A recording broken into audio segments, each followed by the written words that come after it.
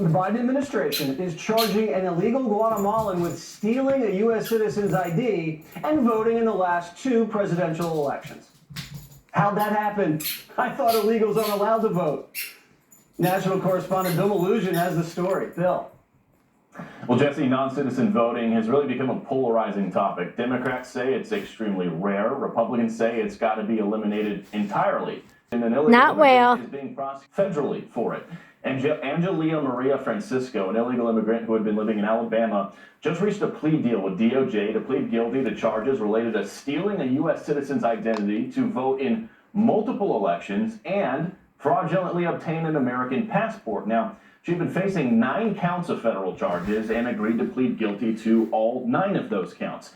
What she's accused of doing is assuming the identity of a U.S. citizen around 2011, then using that identity to get a passport, which she then used to travel to and from Guatemala in the following years. Then, using that same false identity, prosecutors say she registered to vote in Alabama back in 2016. Then she voted in the 2016 and 2020 primary and general elections. Again, she pleaded guilty to all of that. In the meantime, House Speaker Mike Johnson and other conservatives are now pushing for the SAVE Act to be attached to a spending bill extension in order to avoid a government shutdown. And Johnson has this message for anybody who might oppose that move.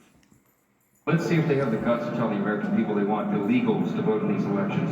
Since Joe Biden and the border czar Kamala Harris opened that border, we believe the actual number is about 16 million illegals that come across the border. If just a small percentage of them register to vote, which I know many of them have already, they can throw the election. This is serious business.